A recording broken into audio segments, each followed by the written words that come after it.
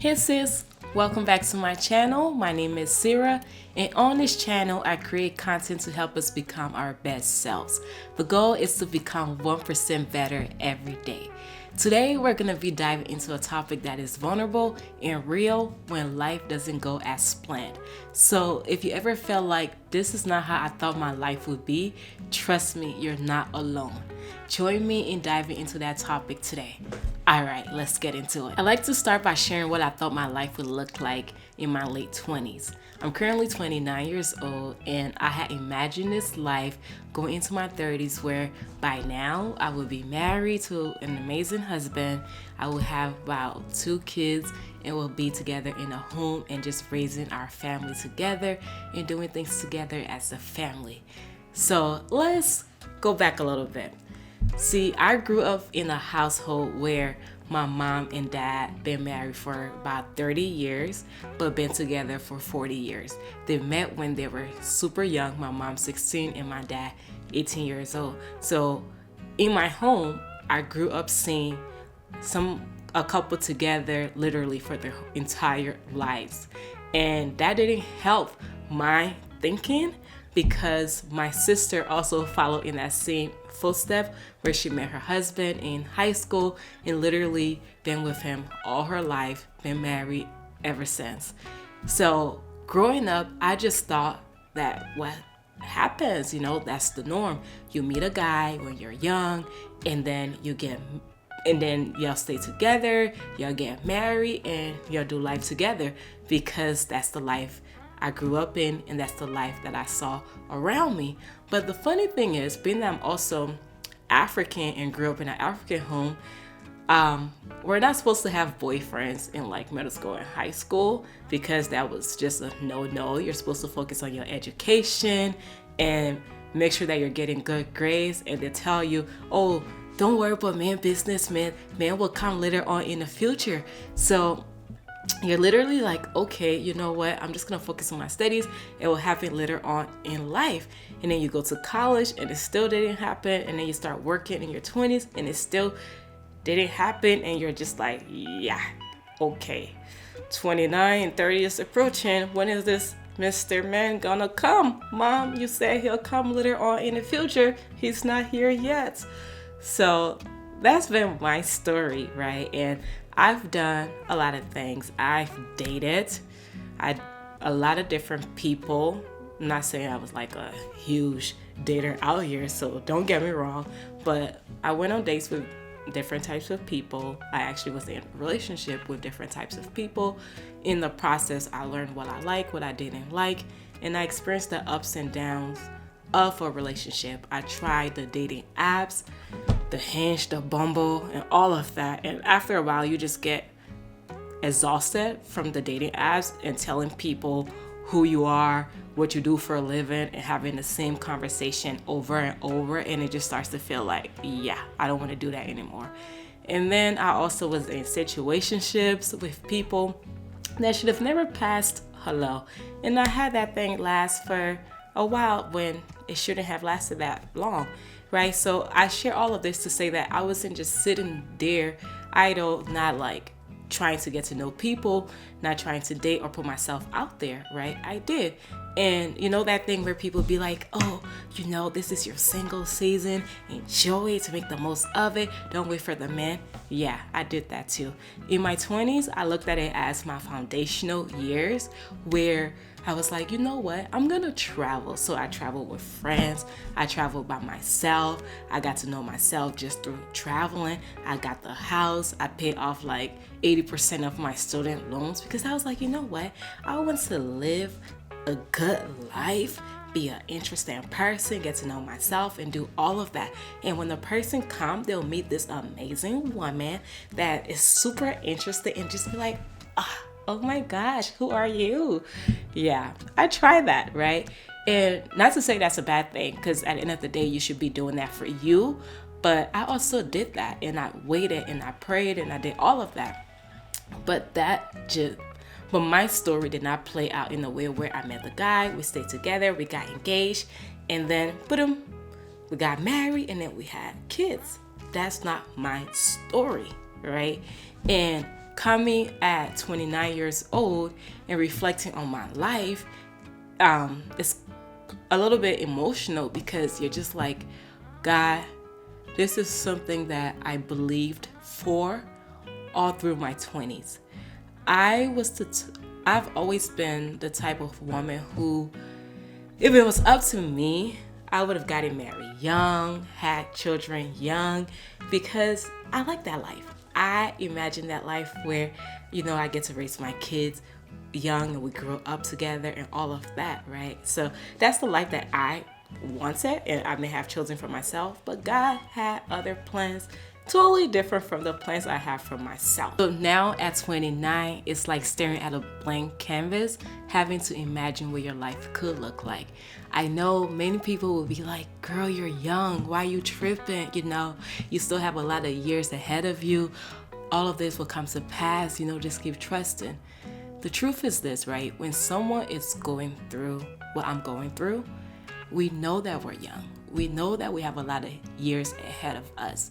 But however, that does not negate the fact that I feel how I feel, and that a part of me that was really linked and tied to this dream or vision for my life, I have to let that part of me die.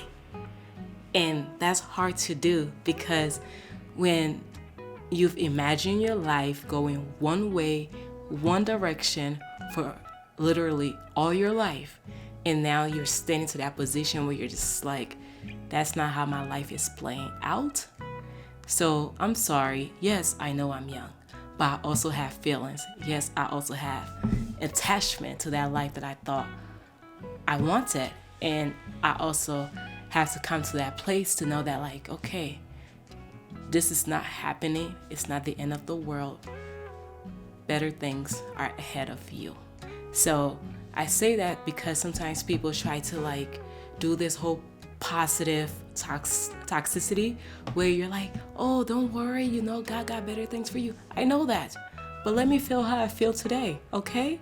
Because my feelings is also real. And for me, at 29, I never thought I'll be in a position where I'll be thinking about my biological clock, and that everyone around me would be concerned about my biological clock, and having to be thinking about things like freezing my eggs, or what happens if in the next couple of years I actually don't meet somebody and we have kids. Then do I adopt a child? Do I go through IVF?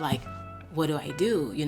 So all those thoughts just kind of play around in your head, and you're just like, okay, I never saw myself in this position. One part of you is like, you know what? Just have faith. Whatever happens, happens. There's people out here who in their 30s, late 30s, 40s, 50s, having children. You can be like that too, so don't worry. Just have faith and trust that when it's supposed to happen, it will happen. And then there's this other part that's just like, yeah, but what if you have at-risk pregnancy, and what if you don't freeze your eggs and then later on you end up regretting it? And then there's this biological clock going back and forth. You're like, shoot, you have from now till 35 before you have geriatric pregnancy risk. I think that's what it's called. If not, y'all, I'm sorry, I tried. But I'll put the word here so y'all know what I'm talking about. And all of that just plays on your mind. And sometimes you're just like, okay, what do I do? Do I take action and do something? Should I even be thinking about these things at this age? Am I making myself worry? Or what direction and steps should I take? And those are all the different things that plays on my mind. And I'm sure if you're in a similar situation, plays on your mind as well. And it doesn't help when you go on social media and you see friends living a life that you imagine for yourself. And sometimes you're just like, God, what about me? Why couldn't you do this for me? It makes you feel forgotten. It makes you feel left out. It makes you feel like your prayers fell on deaf ears. And I'm just being honest, those are some of the feelings that is associated with when life doesn't really go as planned, when you've prayed for something over and over and it's just not happening. All of those things you start to feel. And also for us women in our late 20s and early 30s, there's this societal pressure that by now we should have settled down and start having our family, as if we're in control over that. But if I'm being honest, as much as I want kids and a family, I refuse to just have kids for the sake of having kids or because I really want them. I want a family. I want a life where I am married to my husband and we have a kid together and we literally raising that child together. If I don't have that, I'm okay with not having a child. I'm okay with living the rest of my life childless and like navigating life through that, because I don't want to just have a kid for the sake of having a kid, and I don't want to put myself in a position to be a single mom. Nothing is wrong with being a single mom, but I also know that it's super challenging to be a single mom. And so I don't want to put myself in a position where I intentionally position myself to be a single mom if I don't have to be a single mom. Because although I may want the life where I have a family, I have a husband, I have kids, I'm not gonna lie, I also really do like my life where I can up and go whenever I want to go and have the freedom to do what I want to do when I want to do it on my terms. So I don't want to be tied down when I don't have to be tied down just to prove a point or just to reach some timeline or vision I created in my head. You know what I mean? And frankly, I haven't gotten to a place in my life where I've accepted that the kids and the family could also not be a possibility for my life. That's really hard to accept, but that's something that I want to work my way towards, because the reality is God never promised any of us marriage or kids or family. Some people are going to live single for the rest of their life, and some people are going to get married and have kids, because marriage is not the goal. Being single for the rest of your life is not the goal. Sometimes it is just what it is, and the call and purpose that God has on your life requires different things. Some people are called to marriage, some people are called to singleness, and I think in the midst of it, it's being able to just trust God for your journey. So if you're going through similar situations where you're just like, this is not how I imagine my life, here are 4 things that I'm doing to help me heal and navigate through this difficult space. The first thing I'm doing is allowing myself to grieve. I'm allowing myself to grieve the life that I wanted, the life that I dreamed of and hoped for a long time. Because like I mentioned earlier, a part of my identity was hugely tied to that life. And literally, I just saw my whole 30s as living that life. And being that that's not how I'm going and walking into my 30s, I have to grieve that thing that I really, really wanted and acknowledge that it's a loss that I'm facing. Some people may not understand it, but it's not for them to understand. It's your journey, it's your feelings, and it's your vision. So allow yourself the time to truly just grieve it, to acknowledge that this is a loss. It may not be a tangible loss or something physical that you can touch or hold, but it's a dream, it's a vision that you carry for a long time. And you live your life in a certain way, carrying that dream like a baby for a long time. And coming to that space where you're just like, it's not happening the way I thought it would, grieve that. Allow yourself time to do that. So if that means reaching out to your closest friends and just talking about it, praying and talking to God about it, talking to your therapist about it, grieving it, journaling about it, allow yourself to do what is necessary to grieve it. Because if you don't grieve it, you will be a victim of what happened to you, rather than seeing this thing as, okay, this was how I imagined my life. It didn't happen, but it doesn't have to be the end of the world. I'm gonna give myself enough time to grieve this, but I'm also gonna see that what God is doing in my life in present day is equally as beautiful and it's equally as worth it. And who I am right now deserve to be happy, deserve to live a full and joyful life. So regardless if this didn't happen, I can rest assured and know that my life is still good, that God is still good, and that the direction that He is carrying me on is still worth me waking up to each and every day to go on it. And I know it may feel scary to dream again, because one side of your brain is just like, well, I don't want to dream and believe in something so strongly and it don't come to pass. And another part of you is just like, I'm just gonna let life do what it does, But in the midst of all of that, I just want you to remember who you serve. You serve God, and He is capable of doing immeasurably more than we ask or imagine. And when you think about your life, I'll speak for my life, and I think about all the different relationships I've been in. When I truly reflect and I'm honest with myself, I have to say, God, thank you. You saved me, because who I was then was not ready for the life that I had imagined. In my head, I thought I was and I thought I wanted this, but I still have a lot of work on myself to do to be in that place where I can truly value the gift of the marriage, of the family, of the kids when God gave it to me. Because who I wasn't prepared, wasn't ready. I'm not saying that other people who have it, they're ready or prepared. That's not my story. I'm not going to speak on them. I'm speaking on me, right? I know I wasn't ready.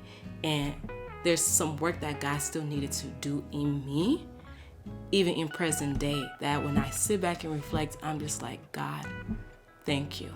Because that would have just ended up in divorce.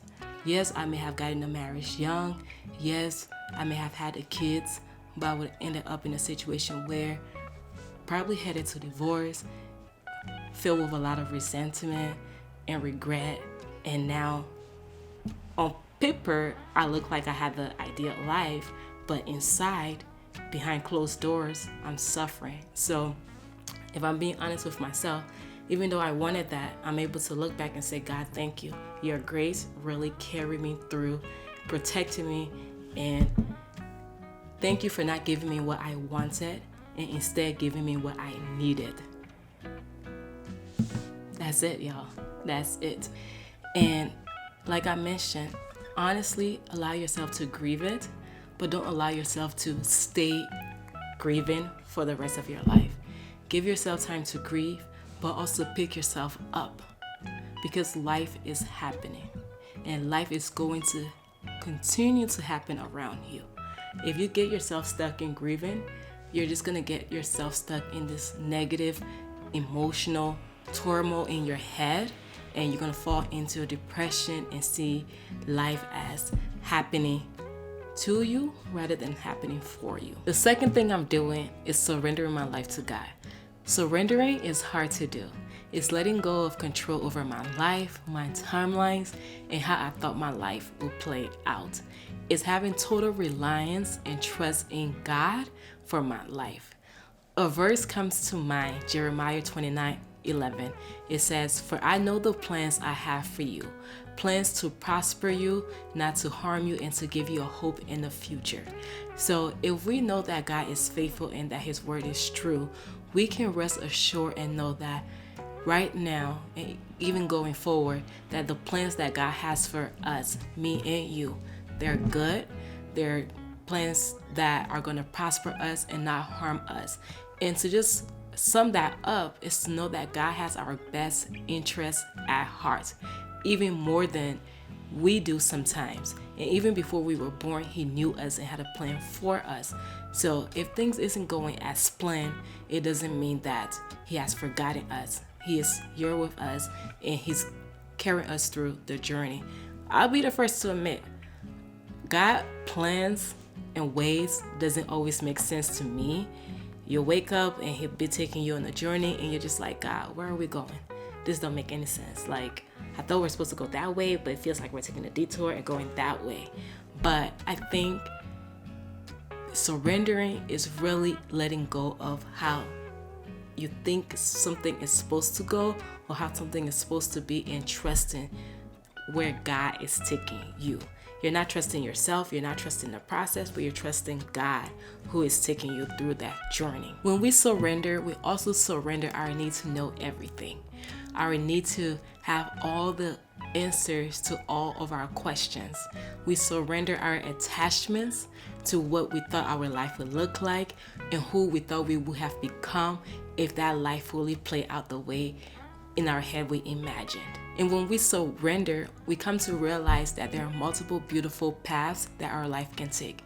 That the path that we had in our head is not the only beautiful path that our life can take. There are multiple beautiful paths. So we need to give God the creative freedom to take us on a journey for us to come to the realization of the life He had planned for us. Like for me right now, even though I'm not married and I don't have kids, I can also sit back and allow myself to appreciate where God has placed me. I am positioned to continue to work on my businesses, to continue to serve, and to continue to just live a life where I don't have the responsibility of a family over my head, where I don't have to make some sacrifices of things that I want to do right now in my life because I have kids, I have a family that I have to attend to. Right now, I'm able to focus on what God has called me to and have my full attention, mind towards those things. So I can look at this too as a gift and as a blessing, because some people want to do a lot of things, but they're like, man, I can't do that because I have a family. I have to think about the family. I have to think about my kids, and nothing is wrong with that.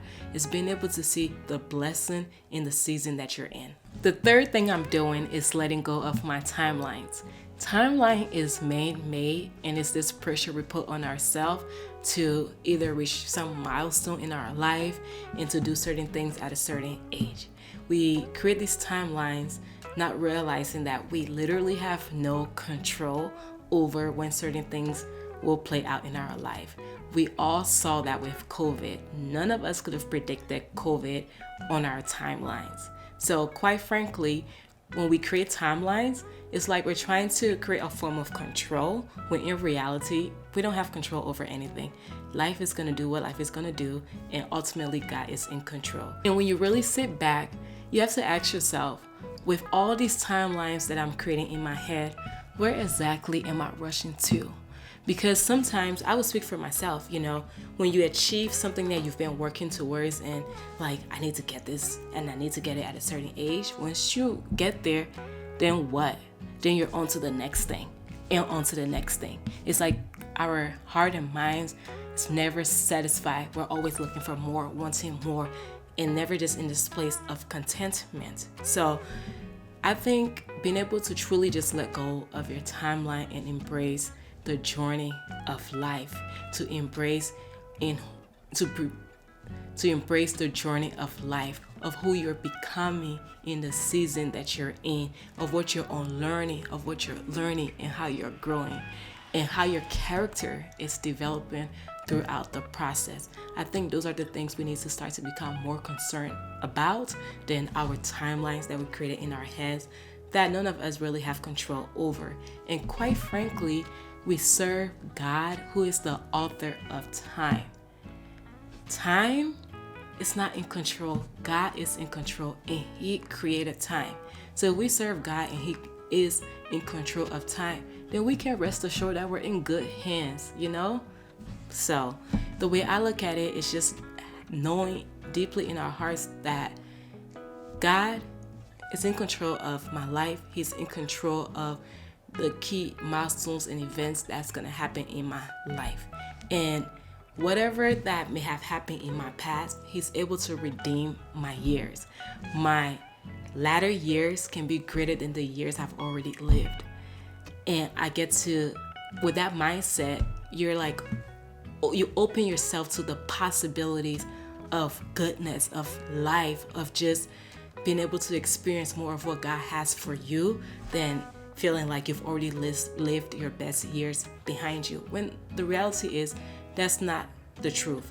And also, when you think about the life that you thought you imagined, let's be honest, that was a life you imagined. You did not live that life. So you don't really know how that life would have actually played out in the first place, right? So you can't really say that life is better than the life that you're living right now, because the truth is you just don't know. And when we get fixated on our timelines, we put God in a box.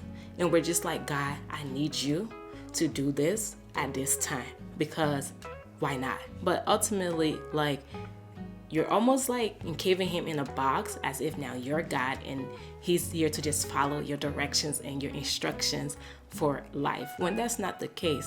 So I think remove the box that you have placed God in with your timeline and allow God to be God. He created you. He loves you, and he knows your need, and he knows your heart desire. So if he hasn't given you what you've asked for yet, it doesn't mean that he's saying no. It doesn't mean that he's saying yes. It could just simply mean that he's saying wait, and he's gonna do it in his timing. And if he's not gonna give you that thing, then trust that what he has in store for you will be exactly what you need, more than what you thought you wanted. As we talk about timeline, one of my favorite verses in Isaiah, it says, when the time is right, I, the Lord, will make it happen. He didn't say, oh, your ambition will make it happen, or the ways you've tried will make it happen, or this person will make it happen. He said, I, the Lord, will make it happen. So let go of your timelines and just trust that God will make it happen in the appointed time in your life for you. And stop comparing your timelines with your friend's timeline and with other people's timeline on social media. Because let's not forget, people sometimes just be posting their highlight reels and not the behind the scene. So you don't really know what's going on in people's lives. And when you're like, God, I want that relationship, or I want that path that person is on, God be like, do you really now? Because behind the doors, this is what it's really looking like. And do you really now? Because what I had to carry that person through and who they had to become, are you really ready for that journey? So sometimes we would just be asking for things because it looks nice on the outside, but we just don't be knowing. So just trust your own journey and trust that God has you where you need to be, and let go of the timelines. The fourth thing I'm doing is getting to know myself. When life doesn't go as planned, you're literally in the right position to reintroduce yourself to yourself, to get to know who you are, what you want out of life, where you're going, and just like to reflect on your life so far and to reinvent yourself. I feel like the soil is really ripe for you to take advantage of it and allow yourself to be planted to grow in this season of your life, because you're able to let go, because you have grieved that life that you thought you wanted, and you're just like with a blank canvas, and you're just like, okay, God, now what? Because I don't have a vision for what's next, because what I thought would be next, I don't know. But in this space that I'm in, I need you to speak to me. I need you to give me clarity, give me guidance and direction on the plan that you have for me. I need you to help me get to know me better and to know the purpose that you have placed on my life so that I can move accordingly. Because let's be honest, right? From our birth to our death, we have a huge gap in here. And trust me, I don't think God's only intention was to fill that up with marriage and kids. So now the question becomes, God, this gap in between, what did you call me on this earth to do? Whose lives am I supposed to impact? What am I supposed to be doing? What is my contribution to this earth, to people's lives? How do I know that when I'm done and when I'm dead, that I don't go to the soil with all my talents and gifts in me? How do I live it all out and just pour it all out of me? And I think that's when you come to know your purpose, to know that your purpose is beyond being tied to a man, being tied to kids, being tied to all of that. Because if that's the only thing you're chasing, and for a while that was the only thing I'm chasing, you really will miss the mark. Because who God called you to be and who God is molding you to become, you missed it because you were focused on the wrong things. So like I said, allow this time. Like I said, the soil is ripe And this is where you can really grow. Allow yourself to grow. Allow yourself to say, you know what? That life may have been amazing, but this life, oh, I'm gonna make it certain that it's amazing. Because if I have to wake up each and every day with breath in my lungs, oh, we're gonna make this life worth it, worth living. So I encourage you to grieve the life that you thought you wanted, to surrender your life to God, let go of your timeline, and get to know you again. So thank you all so much for sticking throughout this video. If you made it this far, you're a real MVP. Thank you so much for watching this video. And I would love to hear your story too in the chat. Share it. Let's build this community together and have real, raw, and honest conversations to help us become our best selves. I'll see you all next week. Thanks for watching. Bye. And also, don't forget to like, comment, subscribe. All right? Help this girl get this video out there in the algorithm of YouTube, because YouTube be YouTubing